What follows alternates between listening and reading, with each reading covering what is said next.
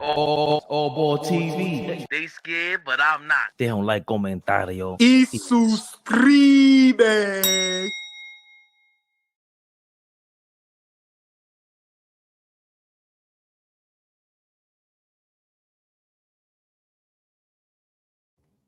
Yeah.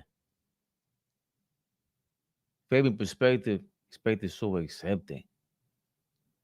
You're at the intro. They don't like comentario. Y suscribe. Oh. I heard the button. Yeah. You can hear me, AllBall? Yeah, I can hear you. Yeah, Fabian perspective so accepted. Like the intro said. Comentario, suscribe, like, comment, subscribe, share. AllBall, dame dato. Listen, how was that light for you? Is it all right? Is it? For me, it's cool because you like to block it out. You doing your thing with the shoulder lean. Oh, it's killing me. All right, like that is fine, right? Yeah, because we can hear you good. You know me. I'm always concerned with the audio. But y'all know what time it is, man. Game 3 is upon us. The haters they don't know what to do. They know to attach their names. Knicks for clicks. That's been the Twitter flicks. Everybody doesn't know what to do. The Knicks up 2-0. They're figuring, hey, if you can't talk great about the Knicks, might as well hate on them and get the whole fan base to hate on you. AllBall, one of the leaders of Knicks fandom on the internets. How you feeling going? How you feeling today? How you feeling going into Game 3? Matter of fact, I set this up. I honestly feel good, man. I feel great. Like I said, we've been defying the odds all season. Nobody picked us against Philly. We won. Nobody picked us against Indiana. We took care of home court. Anybody that watches basketball and know playoff basketball, you take care of home court. Now all we got to do is get one. We get one in Indiana, we're done, whether it's Game 3 or Game 4. But tonight I feel good. As long as Brunson is in the building, I have no worries. And he's been certified. I got the word certified. Certified. I can't repeat that because Kendrick Lamar's on fire. But he's been ruled to play in. I say guaranteed, but he will be playing today. Jalen Brunson's in the game. Of course he's playing. He's a big dog himself. But we do have this guy, Becky Hammond, Candace Parker. It's just, this guy right here, he says, nah, man, can't nobody be a bigger hater than me. Mr. Draymond Green himself. He came out of nowhere. Lord have mercy. Just throwing shots, low blows. He's very used to this. How do you look like a hater? Look, that face just looks like hate. Wow. What better way to intro that? In the Eastern Conference, you can get to the conference finals a la the Atlanta Hawks with playing very mid teams. And so that's kind of what y'all are doing right now. And I think what this is setting up for y'all up for is what happened to the Atlanta Hawks 3 years ago when they made the conference finals and they never got back. Another team to give you some perspective on this. Nope, but 1 second. Another team that did this to give you some perspective on this was the Portland Trailblazers years ago when they had Al-Farouq Aminu, Allen Crabbe, all those guys. They had all those guys, and they went to the conference finals, and we swept them pretty much without Steph Curry. They ran off and paid all of those guys because they thought they had a team that had a chance, and it was a fluke. And so that's what the Knicks are setting y'all up for right now, and it'll be probably another 15 years of misery that we all will sit around and laugh at Knicks fans with their delusion about. Right, here we go. Knicks for clicks. That's just you don't that's believe just it, what it. You that's know just what's what going to happens. You know what's going to happen. Now, everybody wants to play on the big stage. You said it yourself. You love the Garden. It is the Mecca. And now we have a high-functioning team. There you have it. Flea, what up, baby? What up, y'all? Flea in the building. Love when both of my brothers, all three of us is in the building. What up? Ain't nothing like it. That's Jason Calacanis, by the way. He's like an angel investor, big time money over there on the screen. But he's a big time Knicks fan, and he was going crazy, about to go clap back at Draymond Green. They have another clip I'm gonna get to later. But what do you feel about that? AllBall. It just Draymond is beyond hate at this point. It's like comparing him to Trae Young. Like that's. I'm very disappointed, man. I'm very angry. I don't understand. I really don't. Draymond Green, who's a second round draft pick, who understands hard work ethic, trying to get to the next level, not being a superstar, not being regarded as a top recruit, things of that nature. To throw this young man under the bus like that, to say we're going to be miserable for another 15 years, it's to the point now where I don't know if it's clickbait, if it's hate, or if it's just dislike. I really don't know. But let me say this about Draymond Green. You owe Steph Curry and Kevin Durant your career. Without those two players, you might not even be in the league. Let's be realistic. Let's be realistic. They let you get away with murder to protect Steph Curry. If you wasn't able to play fake tough guy against a cupcake sweet league, you wouldn't be in the league. Let's talk for real, since you want to be disrespectful to Jalen Brunson, to the Knicks organization, and to the Knicks fan base. You're a joke, bro. You run to your podcast when you lose basketball games, and let's not talk about where you at right now, watching Jalen Brunson. This young man has defeated and defied the odds his whole career. Let's not forget, going back to high school, legendary. College, legendary. Now in the NBA, legendary. He's been consistent. What happened with real sports talk? The Knicks got their superstar. They need to build around this young man, and I see them doing great things. I've never seen hate like this ever in my life, Fabian, ever.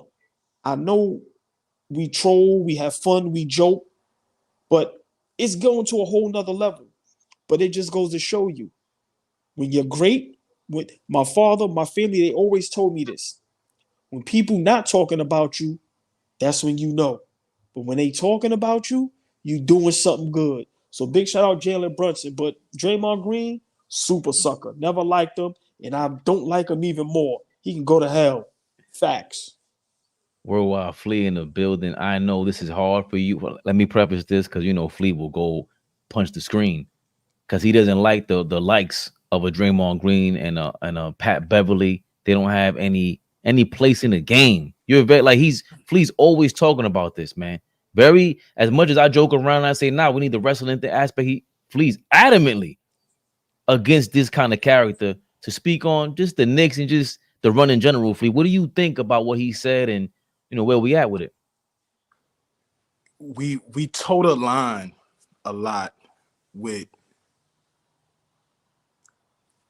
just being inauthentic, right? We toe the line with that so much, right? When people come to see Knicks Rehab, right, they know what they're going to get from Fabian.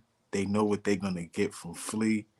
And they know what they're going to get from AllBall, right? They know what they're going to get from us, which is why, they come and join us every time we get together, because there's authenticity to what we're doing. There's no fake stuff. I'm in my living room right now. I'm not about to fake it with nobody, right? Any of the stuff that me and Fabian get into, it's real. It's passion, but it's real. But guess what? We get off the phone. We get off of here. We call each other and we talk for another half an hour, laughing and joking back and forth about how good the interaction was, right? I said all that to say. Always still argue. Yeah, right. But guess what? I said all of that to say this. He looks like a fake, phony, tough-ass nigga, right, on this thing, right? He looked fake. He looked phony, right? He get on there and it's all projection, right? It's all projection. You had a shit season because you just couldn't be on the floor, right? You just couldn't stay on the floor. When you was on the floor, you was halfway decent. But the fact is you couldn't stay on the floor because you couldn't control yourself, control your emotions, right? You get on these platforms and you start running your mouth about a team who was actually successful. We're successful. The same way that they built their dynasty through the mud. They got it out the mud. Right? For a team, for a guy that came from an organization that got it straight out the mud. For you to have the comments about this being a fluke, right? Y'all lost in the first round to San Antonio. And it was like, okay, This team is coming. They on the come up. Then the next year they losing 7 to the Clippers. Okay, this team is on the come up. Then the next year they crack through and they win the championship. Okay, this is a real team we got on our hands. What is any different from what we're doing right now? Great point. Wow. Any difference from what we're doing right now? We get Julius Randle. Everybody laughed at us. Like, what the hell is this? What is this that we're doing? We get Julius Randle. Julius Randle becomes an all-star, all-NBA player. He leads us to the playoffs. We get bumped in the first round. Following year, we missed the playoffs, right? That's a bump in the road. Okay, hold on. We're trying to figure this thing out, right? Then you call us a fluke, right? We was a 4 seed. That's at that moment, that's when you call us a fluke, if anything. That's when you do it. You don't do it after we show up to the playoffs back-to-back seasons. After we follow up a season last year where we flamed out in the second round and we follow it up with being a 2 seed, win 50 games, overcome the most injuries in the league, right? We overcome all of this, and we still standing right now when it's time to watch basketball. When you watch basketball right now, one of the teams that you're going to watch are the New York Knicks. So it just sounds like a lot of hate, a lot of disappointment in himself, right? Because he's not going to address the disappointment in himself, the disappointment that he should have in his star player in Steph Curry, the disappointment that he should have in Klay Thompson, the disappointment that he should have in Steve Kerr, right? Everybody's coming up short over this right now. Everybody's coming up short. So if the conversation should be more about that than it should be about a team that's ascending. All we're doing is ascending right now. How can you be mad? He called it a fluke, y'all. He called it a fluke. A fluke. He's the same guy that picked the 76ers to beat us in the 7-game series. This is the same dude that said that. But we're a fluke. He's a joke. He's becoming more and more of a character on TV. He has nothing else to do, right? Go work in your game. Go play basketball. Go disappear. Disappear and work on your game and come back a completely different player. I would be so happy not to see his face all summer till it was training camp. Go away. Go play basketball. What you do for a living, go play basketball. Stop talking to us. We don't care. I swear we don't. That's all I got, man. Real quick before you go, Fabian, I'm going to just throw this little nugget out there. Is it that they're a little jealous that Jalen Brunson at the point guard position is making people forget about? Because I'm going to tell y'all this. Steph Curry, that light is dimming. He ain't been special. Not this season. People can say what they want. My opinion, Flea, a little jealousy in the air. I'm just saying. That's what it seems like to me. It absolutely sounds like something's going on. So the fans, and you know what it is, this last point. It's us. It's us. It's the Knicks fans. It's nobody else. It's nobody on the Knicks chirping or being too much bravado and all that. We are a humble basketball team. We show up every night, play the hardest in the league. It's the fans that he doesn't like. It's the fans that he's addressing. And guess what? That's more goofy. That's more weird. Right. Freaky ass nigga. Like Fabian, nigga, man. Fabian, and I'm gonna say this. Guess what, Draymond Green? Steph Curry ain't must-see TV no more. He ain't the most exciting player to see in the league no more. You know who it is? You know who everybody is showing up to see now? His name is Jalen Brunson. They love to see it. They love to see it. They love to see it. Fabian, the floor is yours, baby. I got it now. I don't know if I could follow that up. They call him Flea a genius in here, bro. Because that was amazing. He ended it by calling him a fan. He's a fan. He's a fan. Freaky ass nigga. Yo. Nah. Because that's what it is. Yo. He's really a fan. Single white female. You trying to be like us. You want to be over here. I told you last episode, dog, you ain't fooling me. You need somebody to negotiate with because nobody wants your ass. Let's be clear. You ain't coming up. We don't want nothing to do with you. Imagine if they asked Jalen Brunson, yo, you think we should bring? We think about bringing Draymond Green over here. Who? You wildin'. I'll pass. Not a pass. It's not even a pass. It's not a thought. Like I said it last time. You even suck at this. The only reason why I'm including you is because your shit just the same way you're using the Knicks. You using us for clicks. We got to use you, bro, because you got a name out here on YouTube. But really, it's gonna die out after this season is over. They gave him his own channel now on YouTube. Finally, maybe Braun will show up now, because you know he ain't been on there for a reason either. He's begging, publicly begging. His best friend, right? Publicly. Come on, begging. man. Like we see right through it, and just the Flea hit that on the nose, man. That's why I said I don't even know how to follow it up, because he is inauthentic. And right when Flea was saying that, I'm glad I did not forget this. Boy, oh boy, how the hell does Rashad McCants leapfrog Draymond Green in my mind? Wow. All because Flea said the word authentic. I've never thought that Rashad McCants was being inauthentic. I thought he was straight up dumb with those takes, but he was himself. Yeah. Draymond Green is intentionally trying to do these takes, and it's like, bro, again, another example of, please stop telling me because you played the game, you know something more than we don't know, because we see right through you. It doesn't take any basketball experience to be a troll. You're a liar.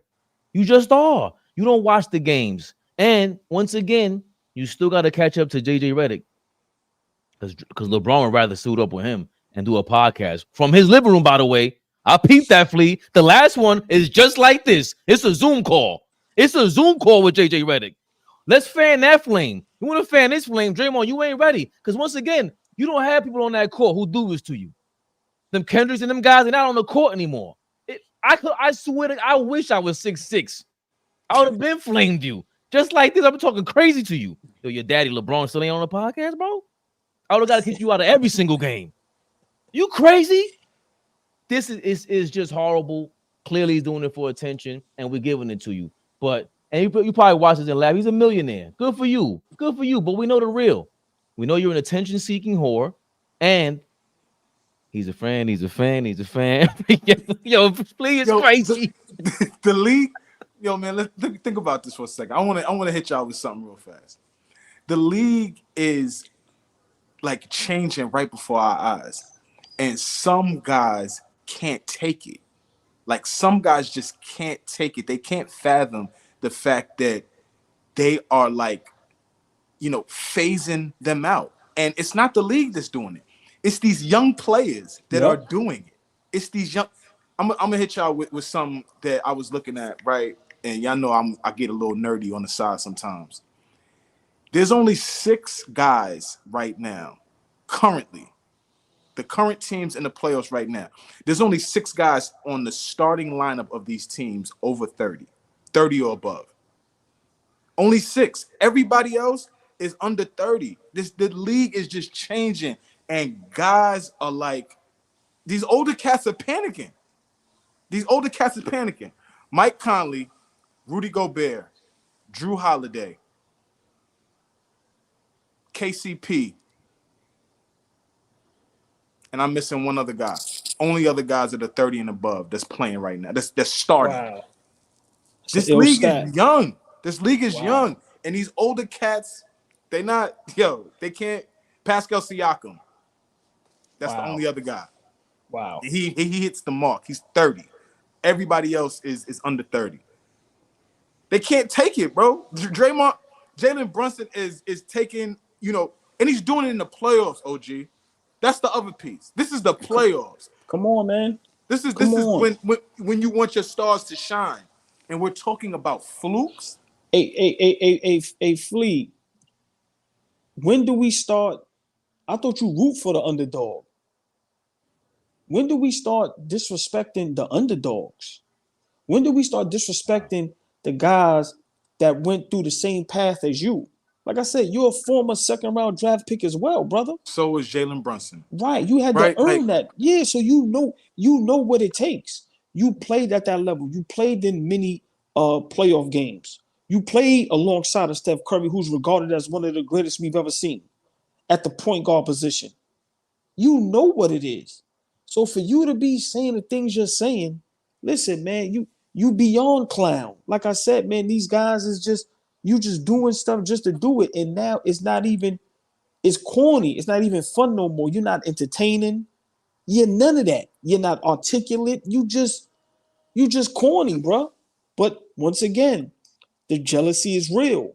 His right hand guy, who Steph Curry legendary, he ain't must see TV no more. He ain't the most exciting player in the league no more. Golden State isn't the most exciting team no more. Ain't nobody rushing to watch them no more. So when they look at those schedules and see how many games the Knicks got on TNT and on the networks and prime time, hold up, what? Yeah, it's a new sheriff in town, and his name is Jalen Brunson. He ain't flashy. He don't want to be cool with all of y'all. He ain't big on Instagram. You ain't gonna catch him in the strip club. He ain't at the jewelry store buying all the jewelry. And on the court, humble. And you see what all the coaches and other players say about him is rubbing y'all the wrong way. Guarantee every last one of y'all, including sucker ass Draymond Green, I bet you want to play with Jalen Brunson. Bet that. This is a different time, y'all. We can't compare. Even myself, I had to realize that this is not the same era when Melo was here. This is a different time. The culture is different.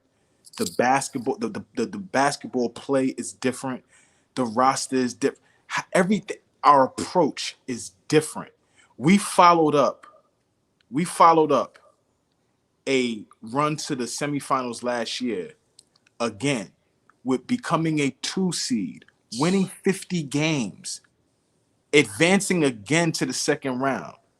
When we did that years ago, after going to a second seed, we didn't make the playoffs the next year. We didn't follow it up with a play. Like, we followed this right back up. We right back here. What's up? We right here. Same place we was like, we right back here. So that's not a fluke, right? That's not a fluke. For the people, anybody that's confused about what the term fluke means, easily Googleable. This is not that. This is not that. But hold on, just real quick. These are the same people that said we should have lost and got the 3rd seed to duck Philly. That's what flukes do. You know what real G's do? We don't care who we play. Remember, the same guys. Oh, man, they shouldn't have got the 2 seed. They should have stayed at the 3rd seed because they'd have played Indiana and they would have ducked Philly. Wasn't nobody saying nothing about injuries then. But when we beat Philly, now it's all listen, man. Young man is doing something special, and leave it up to me. Y'all see me all day on social media. I will not tolerate no Knicks disrespect, no gelling disrespect coming at everybody. Everybody. Flea, best point guard in the league, Jalen Brunson. Quickly. Currently, right now, yeah. Playing the best basketball. You know my answer, yes. And just to break it down real quick, no knock on SGA or Luka or Kyrie or Steph Curry, but let's be realistic. Those guys ain't been dealing with what Jalen Brunson's been dealing with, and look what he's been doing. And the numbers backs it up. Degree of difficulty. Come on, Definitely. man. Yeah, come on, man. Come on. I got to roll. Hold before y'all segue. I don't know if you started the show, but we absolutely got to take a second to show our love and condolences to the homicide. Corey Homicide Williams. We got to take a second to pay our respects. He passed away. So dealing with colon cancer. So shout out to his family, condolences, love, light, everybody that is affected by his passing. I just wanted to absolutely take a second to say that. Yeah, I just want to say one thing, man. Rest in peace, Corey Homicide Williams. Met him a couple times, watched him play many a times, and the way his name ring bells, he was demolishing everybody one-on-one. Of course, him on the court, 5-on-5, legendary. But when he made his name, playing guys one-on-one, that was heard around the world. Man, rest in peace, man. And a great brother. See, for me, guys is great ball players, but some guys is better human beings. Great brother, humble. He meet you, he shake your hand, give you advice, chop it up with you. Rest in peace, man. We lost a great guy, man. Corey Homicide Williams. God bless. I don't get to meet him, but you get to watch somebody on Instagram all the time, and you saw him go from, he was documenting what he was going through when he got sick with cancer and everything. And you saw the change, and it was like, okay, but you still pulling for him. And today when I saw it pop up, I stopped. I was walking, I stopped. And it was, you can't believe it because you see the guy, they communicating and everything. AllBall would say, yo, he's like the Stephen A. Smith in Australia right now. You know, in a complimentary way. He was killing it. Absolutely. Wow, he was going crazy over there. He was smashing it in Australia. Yeah, so that's the ABL, right? In Australian basketball, which is NBL, which is like might be the second biggest league in the world right now. Mm-hmm. But yeah, man, God bless him and his family. It's unfortunate news. Thankfully, the little bit we can get out of it, just what he left behind, how to really do this thing. Like you could go to Australia and start something, and not just be having hoop dreams and it ends there. No, AllBall Flea always talk about this. Go be a referee. Go teach. Like there's so many ways to do this, and just a prime example, him putting himself out there. So I appreciate you even bringing that back up, Flea. I was trying to transition out of the Draymond Green thing because yeah. We could stop. We done with Goofy. We are, but I just want to make sure that we know he's a fan. He's a fan. And this is proof right here. Now, if I had to choose between my wife and watching LeBron play for another 7 to 10 years in the NBA, you can catch me at my lawyer's prepping for divorce. What? That's not real. OG, that's an AI. Yo, don't let Fabian do that to you. That's an AI, bro. That's not real. Don't let. That's not real. That's an AI, bro. Don't let Fabian do that to you, OG. I'm gonna be real, man. OG, chill. No comment. I'm not even commenting on that, bro. Just chill. Sometimes you just gotta let people just. I'm leaving that alone. That was nasty. Your brother lined you up. He lined you up. What? You just now. Yo, he just lined you up. That's not fake news. That's real. I'm waiting for the real Charles Barkley to pop on here to confirm such things. Can you play that again, please? I know I ain't just see play that. it again. Play that again, please, if you don't mind. Oh man, what? He said what?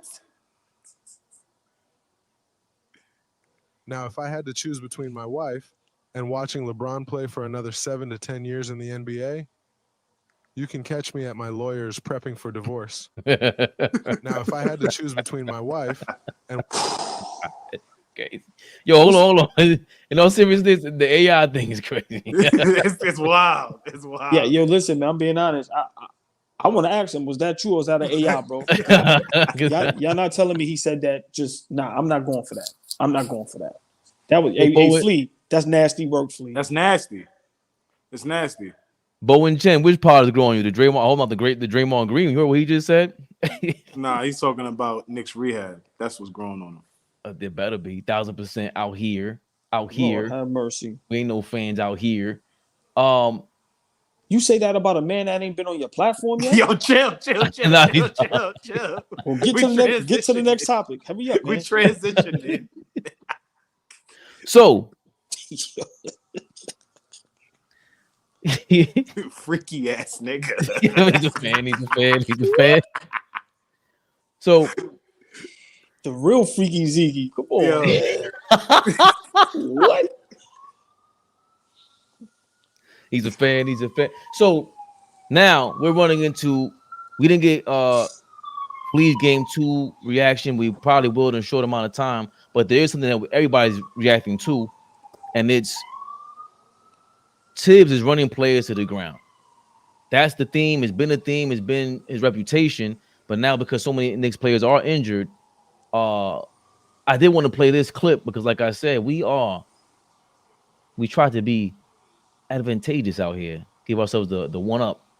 Paul Pierce speaking on someone who played alongside, had Tibbs coaching him. He speaks on whether he feels like the players are being run to the ground or not on the New York Knicks.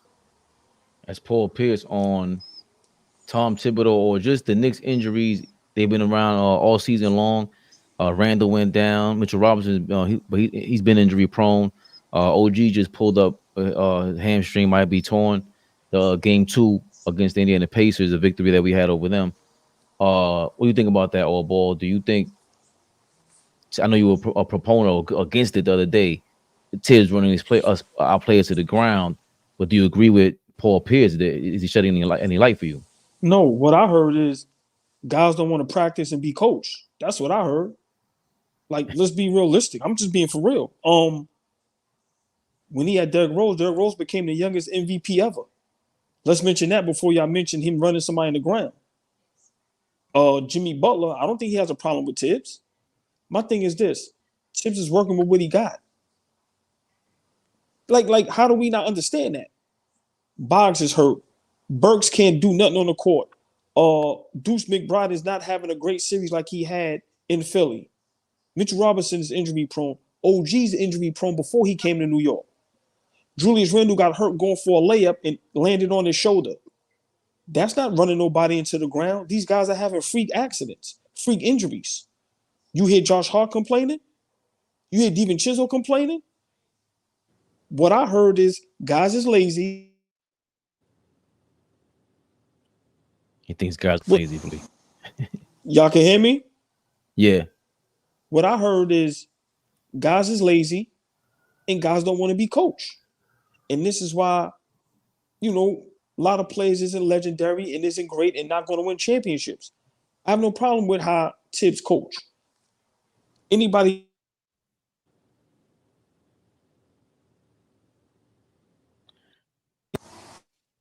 Oh my God. Y'all can hear me? Yep. Right. So I understand what Paul Pierce is saying, and people are gonna kind of go with him because he played with Tibbs and played at that level. But I'm reading between the fine lines. Guys want to go where they ain't gonna be coached, they ain't gotta work hard. And to me, you should want to work hard. You should want to practice. You should want to get better. Once again, I've not heard one player complain about Tom Thibodeau. Maybe I'm bugging. I haven't heard Derrick Rose say anything. I haven't heard Julius Randle, Jalen Brunson, Josh Hart. Them guys right now look like they having a blast on the court. And Tom Thibodeau is coaching his butt off. He's working with what he got. I've never seen a coach play players that didn't play regular season or NBA playoff games. I don't care how many people you got on the roster.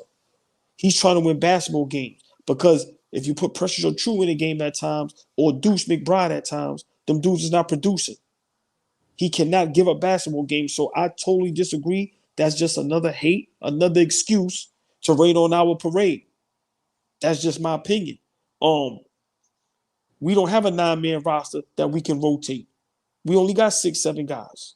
And now OG is hurt. Now Mitchell Robinson is hurt. Jalen Brunson is banged up. If we watch all season, Brunson is getting banged up, throwing around on the court. That's not from high minutes. Them guys is, remember, Flea, we not like Indiana where we running up and down the court, running gun.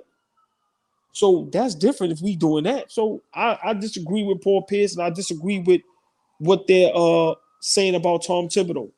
Listen, man, he's a good coach. He's not my cup of tea, but he's starting to grow on me. Pause. And I think he's doing the best with what he has. And if he wasn't coaching like this and those guys playing those high minutes, we wouldn't be in the playoffs in the second round right now. We'll be bumped. So I totally disagree. OG's injury prone. Mitchell Robinson is injury prone. Julius Randle literally fell from a layup on his shoulder. So I can't agree with that. I'm sorry. As much as I would want to, because you know me, I don't mind kicking dirt on somebody. But I'm not agreeing with that. Nah, I'm not doing that. Nope. Flea, what you thinking? Especially after this Paul Pierce saying that, and just in general, how we feel about the Knicks injuries, and does Paul Pierce have any credence to what he's saying? I just, that's an easy, it's an easy out. I think it's easy, lazy for me. I think I'll roll with that word too. I think that's lazy, that we want to put some kind of blame on Tom Thibodeau. Look, fact remains is this. We don't have a ton of ball handlers, right? We don't have a lot of guys on our roster. Now, that's something that we need to take a look at, right? In terms of what I'm always saying, upgrade the roster, things that we need to look at in the summertime that we need to get better at. Ball handling is absolutely something that we need to address. Somebody that can come in and spell Jalen Brunson and we don't have to worry about them turning the ball over. Like a veteran point guard, you know, and I know there's not a bunch of them running around, but that's something that we need to address. But we don't have that. So you want this guy to win with what he has, right? You don't want us to create any excuses for reasons why we may lose, but in the same breath, we're going to want to talk about him running his players into the ground. So I ask, what do you want him to do as a coach? Who do you want him to play more minutes so that other guys can rest and the result is winning basketball games? What do you want him to do? So I just think that at this point, they can't spend too much time praising the Knicks. They can't spend too much time talking about what we've done, the right things that we've done, the success that we've had with what we do have. So the next talking point is, okay, where can we poke holes in what they're doing? So now we're poking holes at the injuries, like OG alluded to. All of it to me is freak injuries. OG was playing the game of his life before he got hurt. That was the best game you saw OG Anunoby in a Knicks uniform play before he got hurt. He was playing the best game he played with us. So to say that has to do something with being overplayed, playing too many minutes, I don't think so. The dude had 28 points in 28 minutes. He was perfectly fine. He looked great out there, and he was doing that while Brunson was down. Brunson was out of that second. He was going that whole second quarter, and that's when OG really turned it up for us and really became the offense we needed.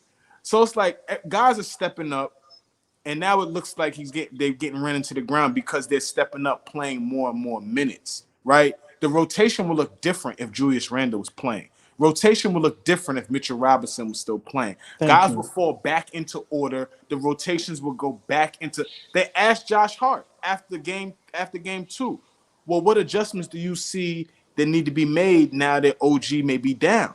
He said, for me, nothing, except maybe be a little more aggressive on the offensive end. But aside from that, nothing changes for me. You know what I'm saying? So everybody understands their role for us. Everybody understands their role. There's no trying to figure this thing out. We are in what? Second week of May, right? We know our roles. We're in the second round of the playoffs. There's nothing new that we have to figure out. But all we doing is just continuing to step up as, you know, these freak injuries happen. It is what it is. Everybody's hurt this time of year. Everybody hurt. Real quick before Fabian go, the last play I heard talk about they don't practice is Paul George, and where's he at right now? But then you see a Minnesota team that as soon as they play a game, they hit the gym. Where they at right now? So for me, like I said, Fleet, what I heard from Paul Pierce is guys is lazy. Guys is lazy. Guys is, listen, man, they getting all this money. They think they bigger than the game. They don't want to be coached. And that's what it is. How do you say to yourself, I see something special over there. We could possibly win a title and do something that's never been done, but I'm not going to go over there because I got to work hard and practice. What? Hold on. Fleet, let me repeat that because once again, you played that level, which you want to, I know you know you're very humble, but no, let's be realistic, Fleet. I can be the missing piece to the Knicks.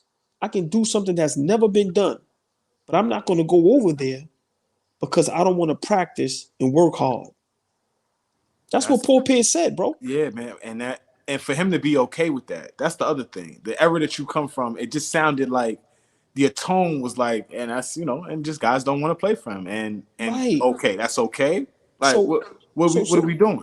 So what type of tone are we setting for the youth? Yeah. Am I going to tell my son who loves basketball, who loves to compete, now don't play for that coach because he's gonna have you working hard and practicing? What?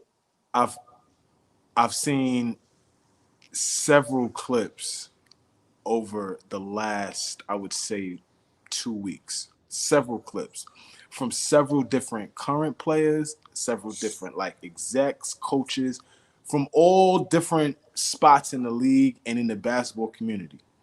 And all of them say the reason that the Europeans are ahead of us is because they practice more and play less. The reason the Europeans are ahead of us is because they practice more and play less. And I mean, if you don't understand that from just a practical standpoint, then we can't really have the conversation. But it matters. Practice matters, especially as the game is getting younger and younger. Guys are getting the opportunity to play at this level way younger. We're looking at a kid right now. People have Minnesota Timberwolves winning the championship now, and Exactly. they are led by a 22-year-old kid. 22-year-old kid. He's a man, excuse me, but to us, he is a kid. 22 years old. He hasn't seen anything in this world yet, but he is in the position right now to lead this team. So it's like you got to understand that the precedence that we're setting for these kids is important. You got to practice. You got to practice. You got to Fabian, work in your craft. But before you go, let's just put a little respect on Tom Thibodeau's name. Look at the guys that's up under him that people say he can, he can't make great players. Derrick Rose, Jimmy Butler. Let's not forget he went to Minnesota. Look at Cat now, and now Jalen Brunson and Julius Randle. He's did nothing but make All-Stars, MVPs, and All NBA players. Put a little respect on the man's name. That's all I'm saying. The floor is yours, Fabian. Put a little respect on his name. Joakim Noah was a defensive player of the year. Thank you. Under Tom Thibodeau. Luol Deng and them guys for that little bit of time. All-Stars. Come on, man. Come on, man. Just hearing Paul Pierce say that Celtic, he saw Tibbs there. Tibbs was on the sideline, didn't have real control over who has the minutes, who plays for how many minutes on the Celtics. And just that experience alone gives him a lot of credibility. And then especially being a veteran, him, KG, and Ray Allen, he spoke to his truth. But he was straight hater, Paul Pierce. You joining the damn Knicks bandwagon and all that. The Knicks hate, Knicks for clicks bandwagon, bro. Because at this point, all you're doing is showing that what it doesn't take, what recipe it doesn't work for this team. Because we don't have veterans. That's exactly who we don't want on the team because they're not going to go run through a wall. That's what, like Derrick Rose, Joakim Noah, all those guys were young. Why would we want old guys to go do this? They're not going to do that. If we had old guys on this team, they probably would have been flamed out. And then look what the veterans are doing. All the current veterans are actually, ironically, flaming out. LeBron, Kawhi, Steph Curry, KD, where they at? Giannis. Embiid, if he's a veteran, he might be 30 years old, Flea, to your point from earlier. But those are the superstar veteran guys who are supposed to tell the next generation what to do. And thank the Lord for Ant-Man. Because he looked at KD, 36 years old, and he goes, that's my OG. I play a different style of play. I bet you he would run through a window for Tom Thibodeau. I always say, make the same exact point about Tom Thibodeau. He earned my respect when the way he sat Kemba Walker down, the way he benched him was amazing because he called out RJ Barrett in the same press conference and he gave so much respect. He made sure to give respect to Kemba Walker, knowing this is New York, that guy's from here, he has family here, and this is not his fault. Just the way he handled himself in that press conference, ever since then, I've kind of given him leeway. I didn't like the way or his rotations and stuff like that, but it really wasn't his fault looking back on it. He earned all the credibility in the world when Quentin Grimes has every reason to go crazy in Detroit and put up 30, and he doesn't. RJ Barrett is the only guy that I will say got better away from Tibbs. Maybe it's the system, maybe it's Randle. We don't know right now. But to AllBall's point the other day, if Alec Burks is not on that court, I gotta take Tibbs' word for it because he's in practice watching all this. And the players always sound like they respect Tom Thibodeau. They never sound like they're trying to play him. The only guy we ever heard from was OG and Obi Toppin on a recording. Whoever recorded that, I don't know who recorded that. And here's an example though of DiVincenzo. After that poll came out, 46% of the people who Paul Pierce admittedly said was the veterans, mostly voting against Tom Thibodeau because they don't want to practice, which makes no sense to me. But here's DiVincenzo after that came out. he says BS about, that's all he has to say about the poll. A lot of you guys don't play for Tibbs. I play for Tibbs. On the outside looking in, you have a certain viewpoint. When you are inside and play for Tibbs, like I said, it's BS. You don't know him. You don't know how the organization runs. You don't know how the practices run. You don't know anything. You see, honestly, on the sideline, how he acts to us, that's dedication. That's how much love and dedication he gives to us every day. Like I said, that poll is BS and inaccurate. So there's just somehow he just earns everyone's respect, but the people who voted. Somehow we get to the second round on the way to the Eastern Conference Finals. It looks like down, everybody's down, and we're on our way there.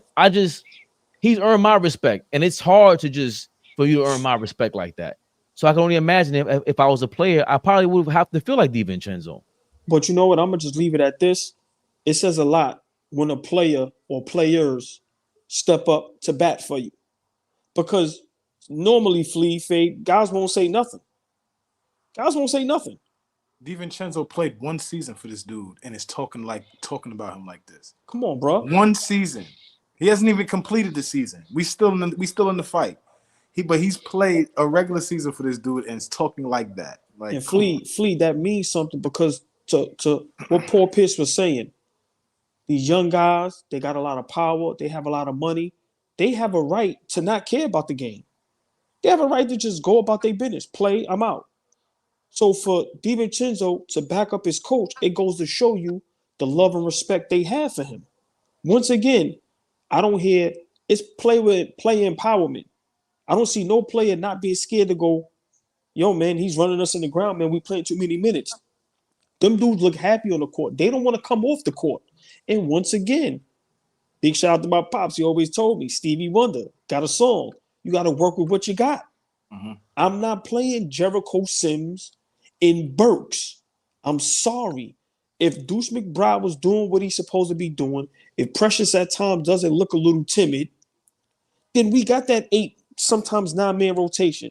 But to Fleet, like he said, if Randle is hurt, if OG is in and out the lineup, Mitchell Robinson is hurt, Bogdanovic is hurt, what is he supposed to do? Throw away basketball games? No, you know what? And I'm pretty sure Tom Thibodeau was talking to them guys before every game. Hey, fellas, how y'all feeling today? Hey, Hart, you can give me 48 today? Hey, Brunson, can you give me 40? And if them guys are saying nah, then I'm pretty sure he won't. But you know what them guys is doing? They eating healthy. They taking care of their body. They turning their bodies into machines. And them dudes is not complaining and they working. All I heard from Paul Pierce is guys being lazy. And once again, I'm going to leave mines on this note. You just told the youth and just players all over the world, don't go play for the Knicks because they're going to make you work hard and they're going to make you practice.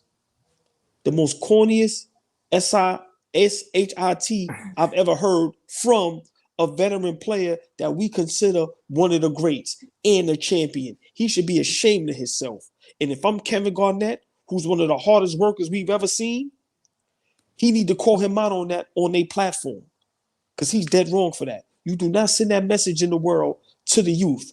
No, that was wrong. See, people forget the core, like the core of our team. Think about this for a second. The core of our team. Jalen Brunson, Josh Hart, Dante DiVincenzo. Those guys played for Jay Wright in college. Jay Wright is a guy that demanded a lot from his players. And you know what? Those guys won 2 championships at Villanova. Julius Randle played for John Calipari, another guy, demanded a lot from you as a player, right? OG Anunoby went to college, played for Tom Crean at Indiana University, a guy that demanded a lot from you as a player. Like the core of our basketball team have all come up and played for hard-nosed coaches that demand a lot from you. So we got a special bunch. Like we got a special bunch, guys that want to play for Tibbs. And so I appreciate these guys, standing up and letting the rest of the league and letting the rest of the world know that it is a joy to play for this dude. You know what I'm saying? You are going to get something out of playing for this dude. So shame on anybody that put their name on that anonymous survey. Right. That's the other part. Like that's not tough whatsoever. Just what's so Goofy. hard about everybody got a podcast now, but you don't have nothing to say, huh? About this. Goofy. Yeah. Crazy. There was something else before we get to the game 3 preview and some other topics. We touched on it a little bit, AllBall, with the off season and what to do. I know it's a little bit out there, but it was interesting. I that we would talk about it earlier, AllBall, because OG Anunoby hurt game in, was 8 games into the playoffs. Randle's not there. What do we do in the offseason? And I happen to find this clip again. He's the leader of the hate bandwagon, apparently, but Draymond spoke to the Randle thing, and this is kind of interesting. So think if you got Julius Randle, and early on, I actually thought opposite, and Jalen's changed my mind. Early on, I thought if y'all had Julius Randle, it gave y'all a much better chance because you had that second scorer and this, that. However, the way Jalen is playing, I think Julius would actually be in the way.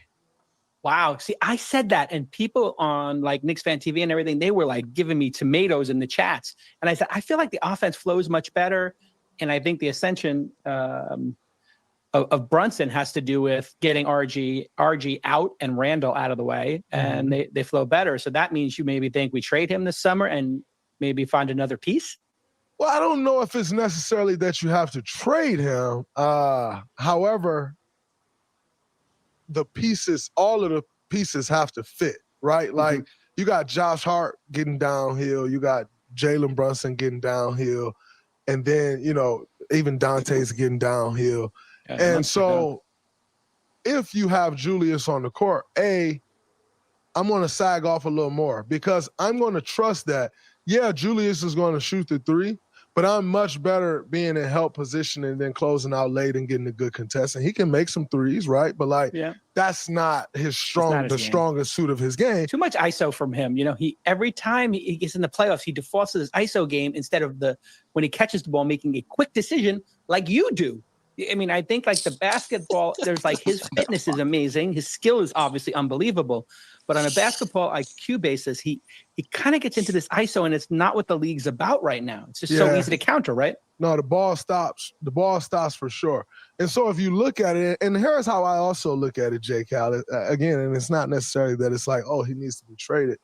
But if you look at how well the Knicks are flowing, right? You got Jalen, you got Dante, you got Josh Hart, you got OG, and you got Hartenstein, right? Well, you got to pull one of those guys out of the lineup to put Julius in there. Yeah. And so which one of them do you pull out? Yeah, I'm sick of seeing both of them on that screen. So that was, just to touch on the offseason a little bit. And, it is a playoff run. This is back-to-back seasons without Julius Randle. We might get to the conference finals without Julius Randle. I'm already, how I stood with, we didn't need Julius Randle to make it to the conference finals. We got OG in there. But what do you get to Flea first? What do you think about that, Flea? Like, we don't need Julius Randle. He's slowing up Brunson. He's going to, mess with the lineup. Again, just something else to talk about. I just feel like before Julius Randle got hurt, we were a damn good team. In January, before he got hurt, we were running over teams, right? We found a rhythm. We found a rotation. Josh Hart was coming off the bench. I mean, I know we've watched Josh become a starter, but let's not act like he doesn't know how to come off the bench and be that spark off the bench. So, let's not act like January is so far away and we forgot what type of team we had when we were fully healthy, right? So, yeah, we're finding success without Julius. Am I okay with going forward without him? Yes, but we have to replace the production. The production has to be replaced. We cannot think that we can go forward and just, stick OG in the lineup, go forward with this 5. The 5 that we have right now can't be the 5 we start the season with next year, fellas. It can't be. And we think that we're going to be, rolling into another 2 seed. Everybody will be better. Everybody will be looking to get better. People will be coming back from injuries. People will be having chips on their shoulders as the season starts next season. We cannot think that we start Brunson, DiVincenzo, Hart, OG, Hartenstein next season and come out with 50 wins again. That's not going to happen. That's not going to happen. So I think it's too early to think about potential pieces that we could get, but at no point do I think we're going to go into the summer and just run it back, as everybody says. Nah, I don't think we can run it back. We got to add something. Well, for me, I want to say first and foremost, just because they have a bigger platform, I'm not giving them props. We've been talking about this. And I think it's not being spoken about enough as far as the future for the Knicks, because I think it's very bright. And we do have some problems. It's good problems, though. But to answer the initial question, I wouldn't trade Julius Randle. I wouldn't mind trying a small ball lineup. Brunson, DiVincenzo, Hart, OG, Julius Randle. I don't know if we're going to be able to keep Hartenstein. He might want too much money. But to Flea's point, even if we got Brunson, DiVincenzo, OG, Randle, Hartenstein, Hart coming off the bench, Hart still could play starter minutes.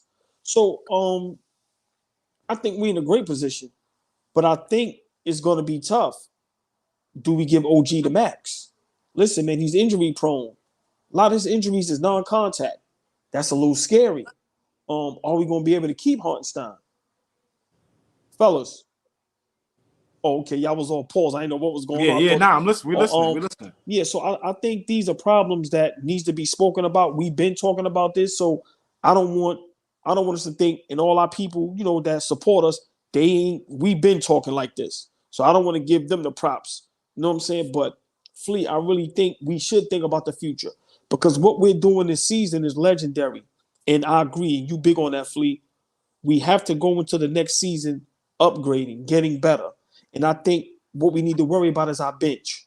If we're not super upgrading from Randle, I don't see getting rid of him. I see us trying to fill that bench out. Like I said, what are we going to do with Burks, Bogdanovich, Sims? Like I said, Hartenstein. Remember, before Mitchell Robinson got hurt, if I'm not mistaken, Hartenstein was coming off the bench. So, what are we going to do about that? I think we do have a problem. It's a great problem to have, but I'm very skeptical about OG, man. I love OG, but can he stay healthy? Can he stay healthy? Listen, I think OG and Randle is the main reasons we're either going to win a championship or we're not. Like Flea said, without those two guys healthy all season, we're not doing what we're doing this season. Next season, now we're going to have the bullseye on our backs. So yeah, I wouldn't look for trades for Julius Randle, and I think Julius Randle now, from the sideline and from the outside looking in, I think he's smart enough to know what he has to do to fit in. I don't think he's going to be a ball stopper like everybody think he is. I think he's going to do the right thing for us to win ball games. And once again, he's a former All-Star in All-Third NBA. Who doesn't need one of those on their team? So for me, I think our problem is OG and Hartenstein. Do we give OG the max? And do we pay Hartenstein? And how much do we pay him? Because these guys are going to want money, and rightfully so. But do we overpay and revert back to the old Knicks, or do we look to see what we're going to do? But we have to fill out that bench.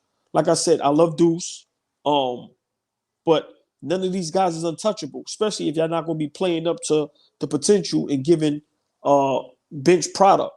If you ain't going to be producing off the bench, to me, that's where we lack at. That's where we lack at. So I think instead of thinking about trading Randle, we got to figure out what we're going to do with the bench, because we need a bench, man.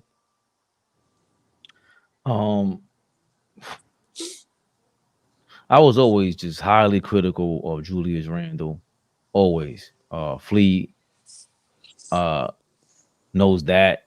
It was easy to be critical of the team before we were like not just a playoff team, but just after the OG trade is a different level. Last year's playoffs was another thing, and it was a different Julius Randle. So with what Draymond Green is saying again.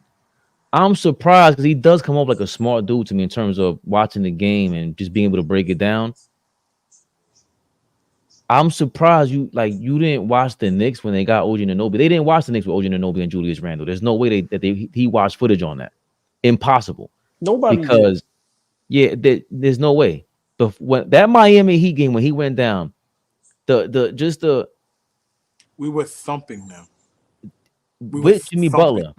Yo, the whole world said we gave up too much when we got OG. So I know for a fact none of them thought OG was good like this. And they said we ain't watching the Knicks. They just threw away the season because people were very high on Barrett and quickly. So I know they wasn't watching. And just real quick before you finish, I think we got rid of the ball stopping the guy that clammed everything up, and that was RJ Barrett. I don't think Randle was the problem. I think it was Barrett. Well, I always felt like there was a problem. Those two, there's been three lefties, and they're all ball stoppers. Like Jalen Brunson was learning how to not be a ball stopper throughout his whole tenure here. But I think Barrett, you see over there in Toronto, was going crazy, and he looks skilled, and I give him his props. He's shooting like 55% over there. But again, for him to just call him something, just say that someone's just settling for shots. That's what my knock on him was prior to the summer. Before he got his ankle injured again, he sat down and admittedly said, "Yo, I saw myself on TV, and yo, I can't lie, I was shooting too many jump shots." This is after I know for a fact the Knicks were in the media, hyping him up, saying that it's okay, they're shooting 8 3-pointers a game, and they were like talking about Fred Katz wrote about this, and I'm like, why are you bigging up the fact he's shooting 8 3-pointers? I don't want to see him shoot 8 3-pointers. We're not a top 3-point shooting team. We're an offensive rebounding machine, offensive rebounding team, and it's better if he's closer to the basket or spends more time in the paint because he creates fouls. The first thing I said about after game one was that's why we miss him. Not just because of scoring and then all the other lazy takes. It's he will give those unspoken timeouts, create those 20-second timeouts at the free throw line purposefully. We know he's in the game. He's going to the line 8 to 10 times. Whether he's shooting 70 or 80% or not, it doesn't matter to me because that's something that you can control. The stuff you can't control, what could you do about it? But Julius Randle becoming better like that, and he's going to get free throws, he won me over because now he's bumped down to the second, third, fourth best player, depending on how you look at him and the rest of his team. And even with this, Julius Randle was asked last year, 2023, in October 2023, right? October 25th, 2023, right before the season started. They asked him about his contract. Does he regret not re-signing for more money? And he said, I've always said I want to win a championship. Bring a championship here. Continue to get better. Continue to stay on the path of building year by year. So it's good. So it's good so far. And the other thing was, in relation to like the trade rumors, we've been in every trade rumor since I've been here, good or bad. It's always a rumor. So again, these are things that he knows. Dealing with the New York media, he has to answer questions like that. And I don't know if we're going to trade for somebody and they can really deal with this. Like he's already set in stone. He's gotten better. One thing I'm always a fan of with anybody is anybody that gets better and has shown it. Brunson has gotten better. All these players that have gotten better, we've kept them. I don't know. RJ Barrett was always up and down. Emmanuel quickly got better when he was here. And for me, Randle got better, man. Like he wasn't just the ISO guy. Again, I beg all you guys to watch the New York Knicks at their best was against the Portland Trail Blazers at the Garden. They just whipped the ball around like crazy, and we went nuts. Also, another game was when the McBride game, when Julius Randle and Brunson didn't have good games at all. But defensively, even though he lapses a lot, he bodies a lot of rebounds. That body and that presence being there, it hurt Embiid.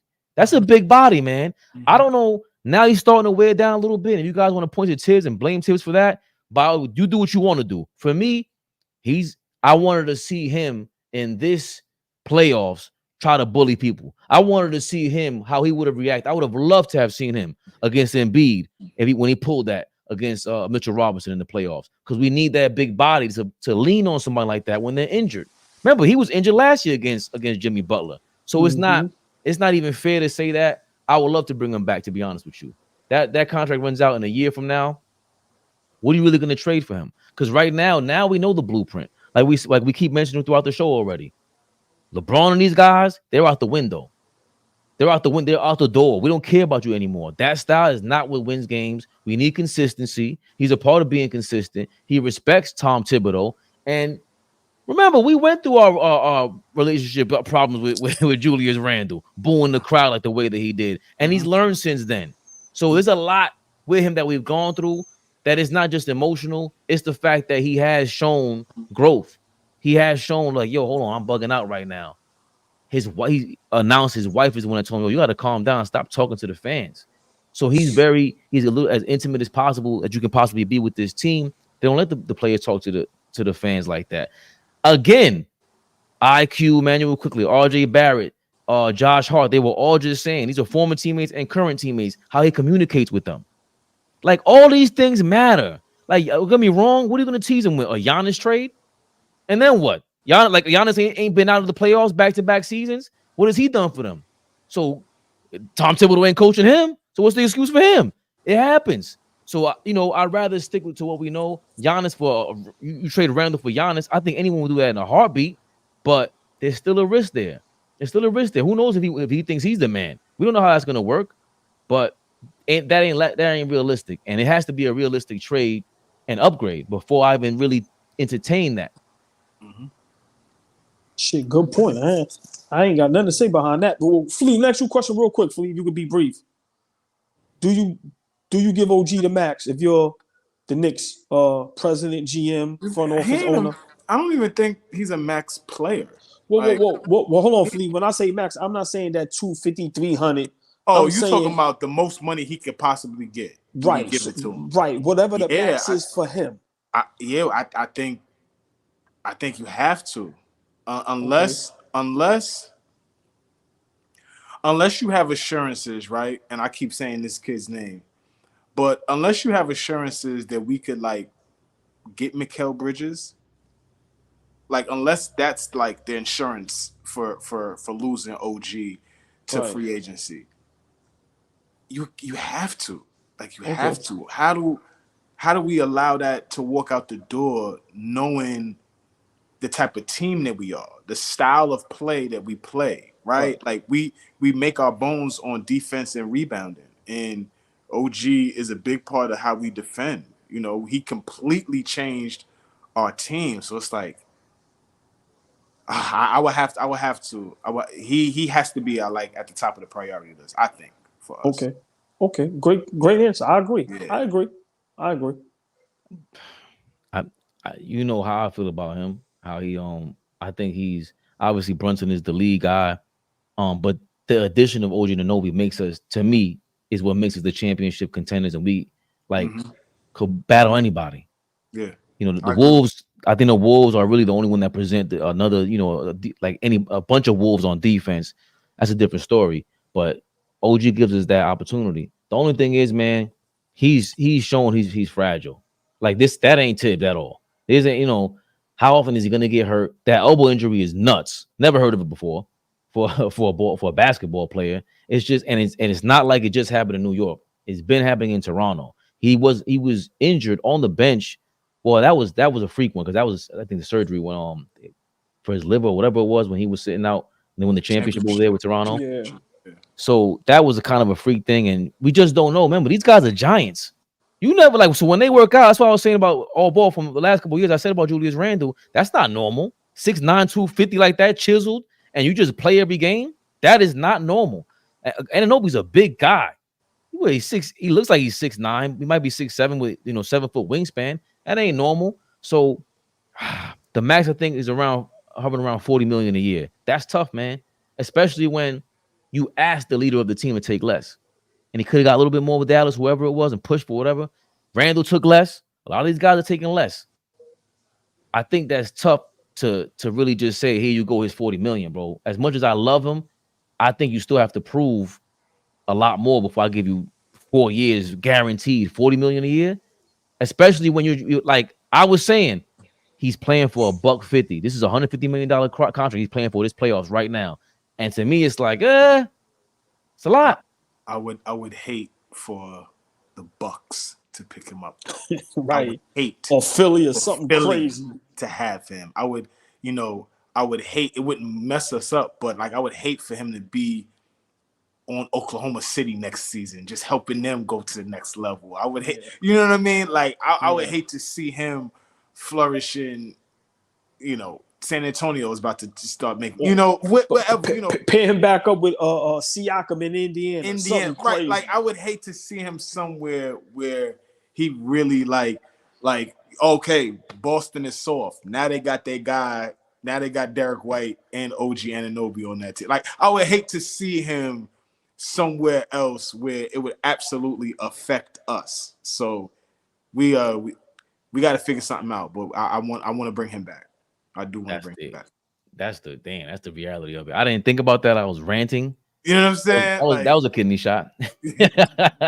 Indiana getting OG is crazy. You know, like that's it's like damn. Like, the Bucks really can't get him. Indiana getting him. They probably can't afford him, but there's teams out there. Philly got a boatload of money right now. A boatload of money. Like if they just want somebody on the wing to be a defensive stop, that changes their whole team. Listen, look at that upgrade from Tobias Harris to OG. Lord have mercy. We right back in the gutter. So yeah, Fleet. That's why I love you on here. You bring it full circle, and you say things that people don't even think about. Fleet, he just jammed us up with that. Yo, word. Crazy. My God. Yeah. Crazy. My nigga. I say Fleet had his glasses on the whole time, my nigga. Right. I say before we get to this last topic or to the next topic, hopefully, like you said, we could talk him to take 35 or something like that, maybe, so we could try to get some help on the bench or something. But yeah, Fleet, I agree. Now that you put it like that, yeah, we gotta give him that money. Come on, bro. Like we got to. Nah, you just what was the last trade you just said? Tobias Harris for OG? No. I'm just saying, look at that upgrade because they not, if I'm not mistaken, isn't Tobias Harris? This is his last year. Yeah, they're not going to resign. They're not going to resign him. But they got tons of money. You know, how do you sneeze at Philly when they come back with Paul George and OG Anunoby? Lord, and he got us before Flea. Daryl Morey got us before the Jeremy Lin thing. Yeah, but like, how do you look at Philly and say they're not better when they pick up OG and Paul George? And still got Maxey and Embiid. Please go. How do you say they're not better? You know, go to the next topic because I don't even want to think about that. Wow. Fish has been in here going crazy. Unload Flea's contract, free up money to sign OG. What up, Fish? What up, Fish? Big Fish in the building. The real Charles Barkley in the building. I spotted you just now. Wasn't that Joakim Noah's exact contract? Or maybe, damn, right? Looking back on it, the OG to be or not to be OG is way different than signing Joakim Noah at 55 years old. Great point, real Charles Barkley. Game 3 preview. What do we expect? I want Flea to go first real quick, AllBall, because he didn't get to react to game 2 and maybe the whole series in general, and then transition us to game 3. What do you expect to see? Anything differently? What is your feeling going on? Oh man,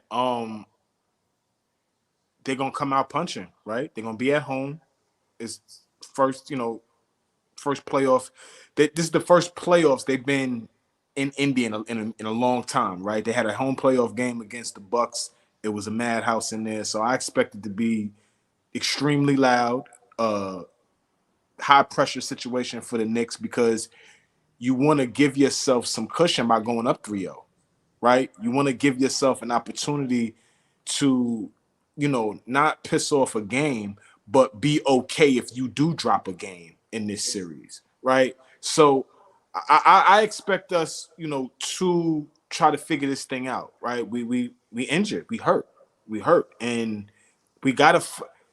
It's hard to find a rhythm when you lose guys, right? That first 5. I always talk about that first 5 minutes of a game.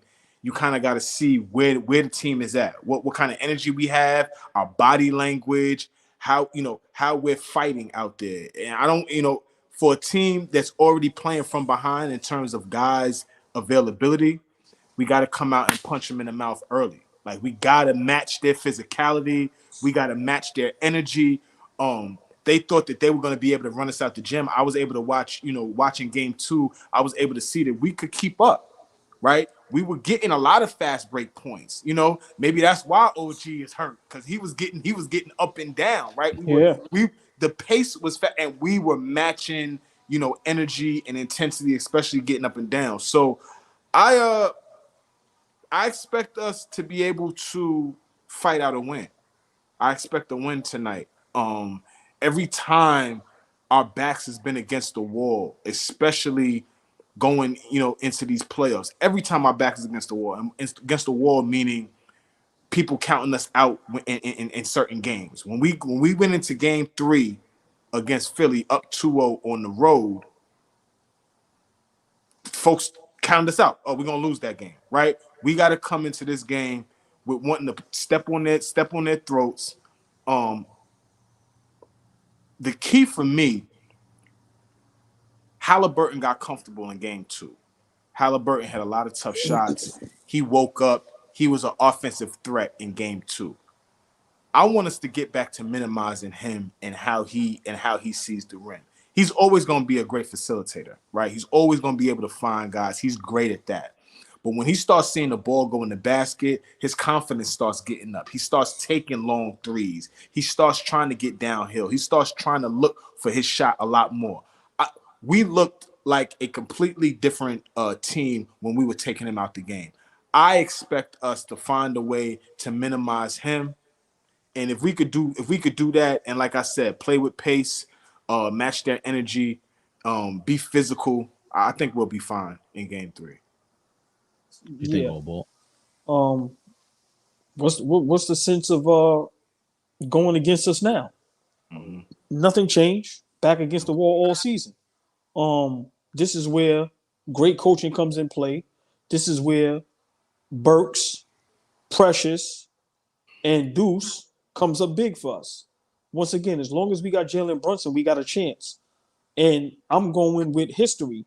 Normally, when guys have a great game, they do not follow it up except for one player, Jalen Brunson.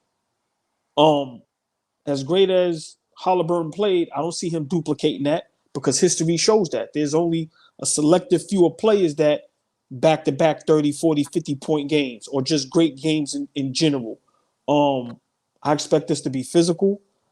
I expect us to play smart, but I expect Tibbs to go into his coaching bag.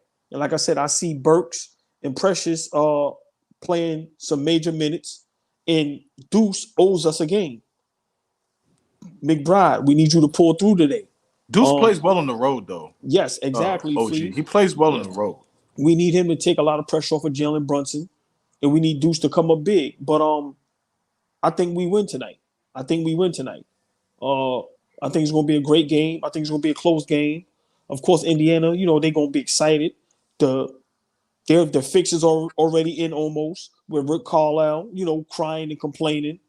But I'm looking forward to a great game, a close game. And like I said, once again, we got Jalen Brunson. We got the best player in the series. So I'm rolling with that. Knicks, baby. Yeah, I think you touched on it with Deuce McBride and Alec Burks. Alec Burks, I think he just has to play. I don't care if it's 5 minutes. Somebody gotta get a breather. We gotta make up for the Quentin Grimes trade. I don't think we just make up for it, but we lost Bogey, man. Like, that was the guy who had those, just a pure shooter. And Burks at least get something out of it. We can just give this guy a break. Because this team sucks defensively. They don't play defense. So why not give Burks some confidence? And then maybe he's 6'6". I don't think TJ, what's his name? McConnell, ain't doing none of that to him. I don't think he's gonna lock Burks up like that, and possibly start getting some bigger bodies and on TJ McConnell, and force Jim Carrey, Fire Marshal Bill, to think a little bit. Yeah. Make him think. Yo, maybe he ain't that good. Let me sit him down again, because he benched him twice, and we know he was giving Brunson problems. So we got to make him think. Also, that front court was having issues. Pascal Siakam, 7 of 18. Miles Turner, 3 of 11. Aaron Nesmith, 2 of 7. A lot of that changes, right? When a lot of role players. And Pascal Siakam, hard to call. You lost a lot of money. Go ahead, Fleet. Can we stop allowing Obi Toppin to get confidence? Thank Obi you. has looked amazing in the first 2 games. Big shout out to Obi Toppin. Obi, if you're listening, you have played well, my brother. You have played well. Hit open shots, playing with energy, rebounding the basketball. Indiana doesn't play defense, but I see you flying around out there, getting to loose balls. Like, big shout out to Obi Toppin. Knickerbockers, can we neutralize him, please? Can we remember that he's on the basketball court? He's playing extremely well. That's Fleet. That's going to be the difference tonight. I expect Neesmith. I expect Siakam to have good games. I expect Turner and them to have good games because they haven't had a great game yet. But we cannot allow Obi Toppin to score 15 to 20 points and dictate the pace. No, we can't have him get a big rebound, get a big and one, hit a big 3-point shot. So, I think that's the game. Exactly. So, as long as we shut down the other, in a playoff game is crazy, and you lose. OG, in a playoff game between the legs, though? Hopefully, Rick Carlisle sit him for that. I loved it, though. I'm not mad. Like, that type of energy is like, okay. The moment's not too big. All right. And he finished it. It. And we finished him. Yes. You won the battle. We won the war. Yes. Make him think too. Obi Toppin, he shouldn't be comfortable out there. And that's it. That's really I see Rick Carlisle got fined $35,000 for that. I think he knew that was coming. The other guys, TJ McConnell, I feel like the players probably told him, you better say something before we do. And he made sure to announce that, and the players didn't say anything, and they went the total opposite way. And then you wouldn't just contradict the coach like that. So I think that was totally intentional.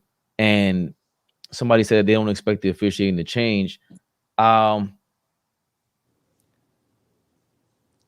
does that even mean? Well, hold on, just real quick. We watched all the games. Game 2, the officiating wasn't bad. They let us play. Indiana was very aggressive. McConnell was very aggressive with Brunson, and he wasn't getting no calls. So I don't even see what's Indiana's beef. Like Rick Carlisle, I don't know what he's talking about. Game 2, we was going crazy watching that because it was very physical. It reminded me of the 90s basketball where they let you play. They not, you know what I'm saying? They let the players decide it. So once again, quote my brother Fleet. Now that the rabbit got the gun, y'all want to cry and complain. Right, come on. Like, you know what I mean? You see what I said yesterday? Big shout out to Uncle Jerome. Indiana. Y'all better learn how to squabble. You better learn how to squabble, baby. Come on. Yo, hold on. That's my all-time. That might be my all-time favorite word ever in like hip-hop history. Or what? Teach your team how to squabble. Yo, squabble is the illest word ever. So yeah, man. I have no problem with how the game was officiated. Like I said, it was hard-nosed, tough, aggressive basketball, and they let the players decide it. Both teams were very aggressive. Yeah, there was some missed calls or just some fouls that wasn't called. But listen, man, once again, Brunson says it all the time. We figure out a way to win. We don't cry. We don't complain. You don't hear us crying, complaining, talk about we're going to give out 78 videos and all of that. Nah, we here to play ball. Big win tonight. Knicks for life. 1,000%. As we continue on, a couple more topics. Because it says, I ain't going to lie to you, hour and a half is crazy. We're old out here, man. I got more grades. I was at the barbershop. I seen mad grades falling off. This is nuts, man. Wisdom. Please in a good mood today. I thank you, Flea. Wisdom. Well, listen, I love y'all. I'm older than both y'all. Y'all know I can't stay on too long. He said I'm older than both y'all. I got to get the walker, get myself together. Yeah. What's the next topic? Well, I don't know if we want to, because listen, I would say Kendrick Lamar set it off this year, but we gotta give props to Cat Williams. Cat Williams set this year off, and it's been like everybody's being exposed, and they're just going hot flames out here. And Cat Williams was on Shannon Sharpe show, and we know, if you don't know, Shaq was going on clapping back at Shannon Sharpe because he had Joker on inside the NBA, and he disrespected the Joker, and he told him, hey, SJ should have been an MVP. Shannon took that and said, well, You're just jealous because you didn't win 3 MVPs or whatever the case may be. And I'm not sure how you guys feel about that. Shaq wrote a crazy clapback on Instagram saying how Shannon Sharpe, you ain't even top 10 ever in the NFL. You really just jealous, and I know how you really got famous. But I really just wanted to see. I haven't heard this yet. The official the official Yo, don't play this. No, chill, Fleet. Hold on, Fleet. What is he about to play? The official Shaq diss track to Shannon Sharpe. You didn't hear this yet? I gotta hear 30 seconds of this. I haven't heard it. No, I didn't hear Fleet. Fleet, I ain't gonna lie. Listen, bro. If it ain't us, I don't be paying none of this stuff no mind. Like, and I'm gonna be honest. As men, I don't think you should never text more than 3 sentences unless it's to a female. So when I seen that whole thing, Shaq, once I seen all that, I said, I ain't reading that. You kidding me? Yo, hold on. Before you play this. OG, this is bad. This is bad. This is real? This is bad. No. Before I heard it already. But I'm going to let Fabian play it. This is bad. Well, let me say this before you play it. Shaq is one of the most overrated rappers of all time. When they be like, yo, rappers that was athletes that turned up. Yeah, he's terrible. Garbage. So hold on, wait a minute. Y'all say that, but he clapped back at Dame Lillard pretty good to me. I love that. Dame could rap. All right. It wasn't Dame time no more after Shaq clapped back at him. Play this. Just play it. Lord have mercy. This is bad. Yeah, he does. Shaq hates every big man. If you haven't noticed, he does. He doesn't like the big man, rightfully so, because that's his position. He is, in his mind, he is the apex predator. No matter what no one says, we don't care. He don't care what you say. He don't care. You can throw all the championships and all that. If we lace him up, and we had to, in our prime, had to play against each other in our prime, he thinks he's the apex predator. Those awards hurt him. They irritate the hell out of him. Yes, it's the MVPs, Gil. It's the MVPs because we only have one. They didn't think that I would win, but I won. You think you can say something about the teams, you ain't gonna say something back? I got in. You gotta have G14 classification. I'm the best in the world. I'm number one. I'm the best in the world. I'm number one. I'm the best in the world, number. Oh no, Shannon Sharpe, man, you're way beneath me. Your whole demeanor is faker than new rapper BC. You're soft before you get fly, you rather tweet me. I was in 3 different cars when you was in 3 feet. Yo, cut that. Yo, come on, man. Signs. They come in 3D. Yo, cut that off, bro. Make it hot. Ain't no way around my degree. You are not in my spot. You are like a peewee. Hey. Calling me Rocky the way I reread. I get to the green. Calling me Rocky the way I reread. Re-up. Bad work. That was trash. Bad That was work. trash, Jack. Bad work. Jesus Christ. What do you feel about his message, though? The crackheads is bringing that back to the spot. They want their money back. That's bad work. They want their money back. I'm gonna be real. What you got, OG? I was a big fan of Shaq for a while, right? And he's starting to turn me off, man. He does great humanitarian work, you know what I mean? But just his the way he talks about players nowadays. All right. Let me just get to this. Shaq is jealous. Shaq will never let go that he only has 1 MVP. Shaq is jealous of the Joker, and he has every reason to be. Let me explain why.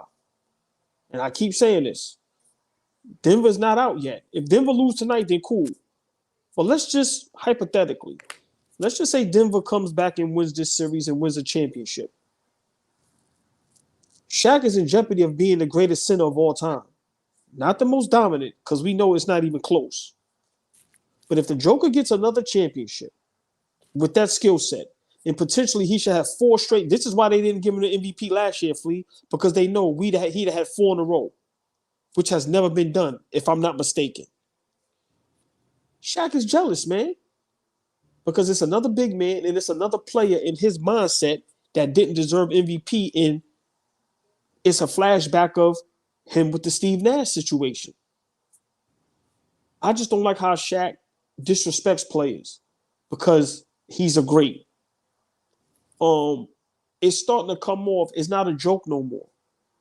And I remember he told Donovan Mitchell, and he always said that about Dwight Howard and them guys, as far as like, you know, when I say what I say, it's to motivate you. No, it's not, bro. Them dudes can't call you and get advice. Like, y'all dudes is just straight haters. I'm sorry, it doesn't come off no more as big bro or Unc. This is why people love Shannon Sharpe. This is why they call him Unc. What him and Shannon's going back and forth with, I'm being honest, and I'm gonna leave it at this, Fleet.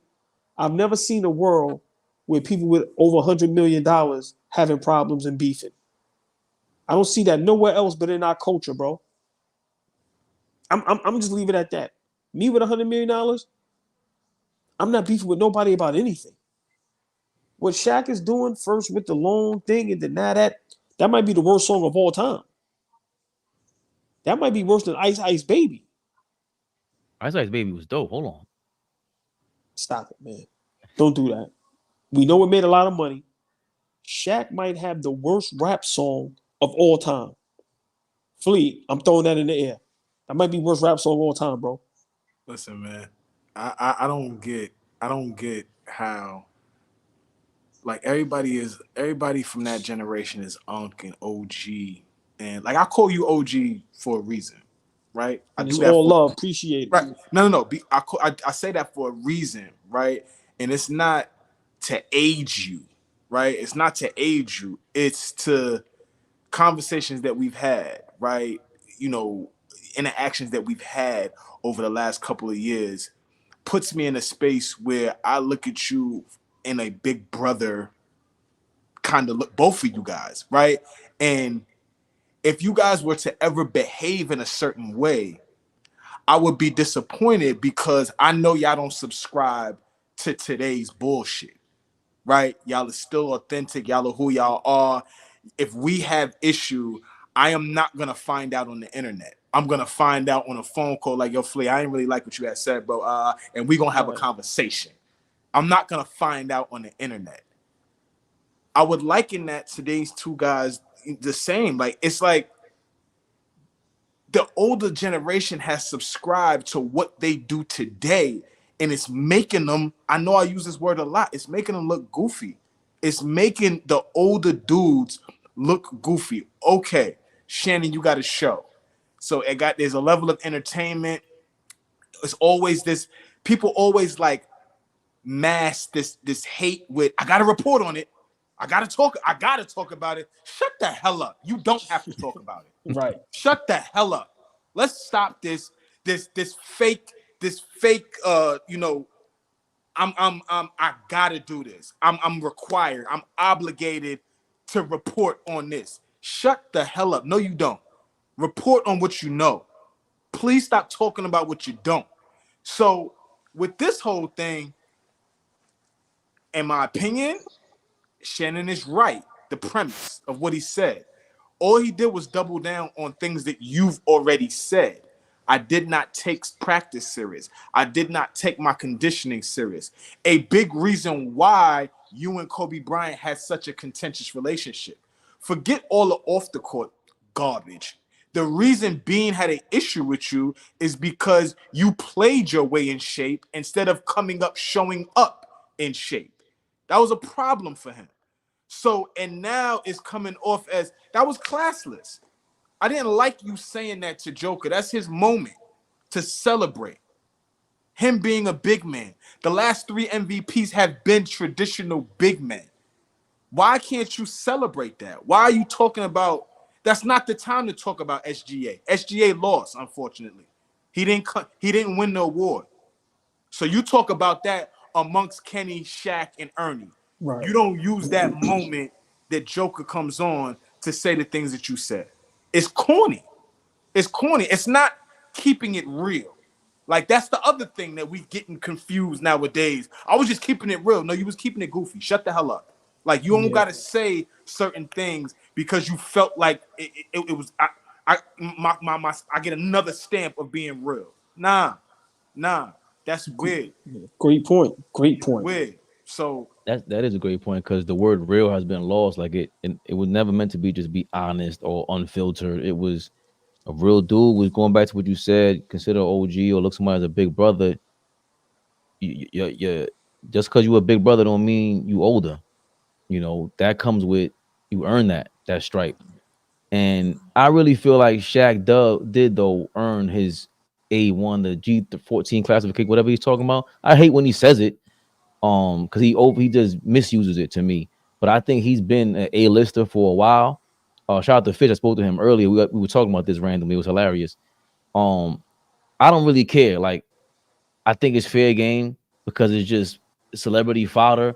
It wasn't too serious. I think he did double down on everything you said, Flea. He was doubling down on what I feel about Shaq. Shaq should have been the best ever, no question about it. Kobe knew that. Everybody knew that, and they know that now. Is he out of people's GOAT conversation? He ain't out of my GOAT conversation. Hold on, Fabian. And another thing, Shannon don't have to be a hooper to have an opinion on this. All of you niggas got plenty of opinions on everything that you don't know. Y'all are willfully ignorant and will talk about politics and don't know shit about it. Y'all are willfully ignorant and will start talking about Artist Gilmore and didn't know shit about artists, but I jumped out. Like, we are willfully ignorant and will jump in front of this camera and say something we have no knowledge about, but because we want to be a part of the conversation, we just gonna say whatever. Like, you can't say something about shit because Shannon it's not a basketball, but so what? So what? A lot of you cats are talking from a position of entitlement too. So calm down. But that's not where I think, like with Shaq, he compared himself to 50 Cent. 50 Cent it doesn't matter who you are, he's going at you. I think Shaq picks and chooses the time and place, and that time and place, Flea, with the Joker thing was a miscalculation. I don't think that's as funny as the JaVale McGee thing. You weren't propping up SGA. That was disgusting. You don't do that to Joker. He's a three-time MVP. That means he's now in a legendary status. He's up there with you no matter what you think now. So you can't do that to him. You can't do that to Joker. That's nuts. That's whack. But you know what's crazy? Shaq says the wrong thing at the wrong time all the time. Mm-hmm. I've not one time heard Shaq say the right thing at the right time.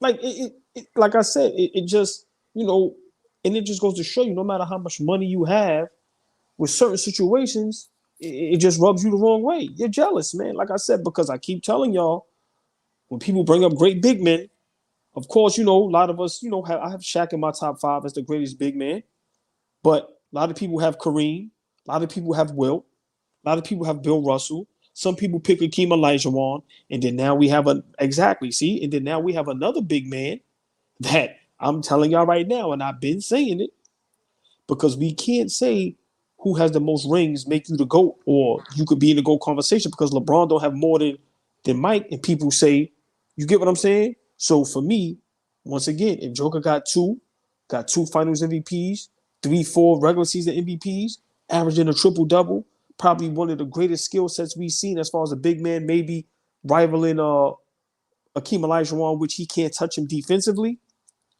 Shaq name will start going like this, Flea. Look, I'm trying to tell you, bro. Like, Shaq is a jealous dude when it comes to them players, man. And what he did was tasteless and just disrespectful, man. And it's like, and I'm gonna leave it at this. You said some great. Barkley and Shaq, nobody looks to y'all like big bros, like for advice, for just love and idols. None of that, bro. Y'all dudes is the worst when it comes to giving people props, man. So yeah, he was wrong, and I'm not gonna side with Shannon Sharpe, but I just think 100% Shaq was wrong. Even that post you left, it's like, yo, bro, what are you doing? And then you come out with the worst diss song of all time. Cause here's the thing, right? And this is what Shannon is dealing with this a lot, and I'm not saying Shannon is not at fault in certain things throughout this climb that he's doing right now. But then Shaq makes a statement, I know what you did to get where you at. That's going to sit with people, right? That's going to sit with me. Right. That's going to sit with it's going to land on people's ears, and they're going to be like, well, what's he mean by that? What does that mean? Right? Why would you do that to your brother? Why would you do that to your man? And I'm not saying they cool. Everybody's not cool in that industry. But what I'm saying is Shannon already deals with the goofy, homosexual allegations, right? But what he wears, how he moves, all of that, right? He already deals with that, right? So now you say what you say. Wow. People's minds go everywhere, right? People are not responsible enough. People are not disciplined enough to allow that to just go over their head. Nah, they're gonna let that shit smack them in the face and be like, well, what he said, what he meant by that? What he meant by that, right? So it's like all of it is nasty. All of it is nasty to me. I don't think Shannon said anything out of pocket. I don't think he said anything that was new to our ears, right? But it's just always about who's saying what. Yeah. You know, if somebody else said that, Shaq don't say nothing. Fabe, before I run, let me just say this. Y'all know me. I'm all for the trolling, the fun, the entertainment. Wow. Y'all can hear me? Mm-hmm. Yeah. What that situation?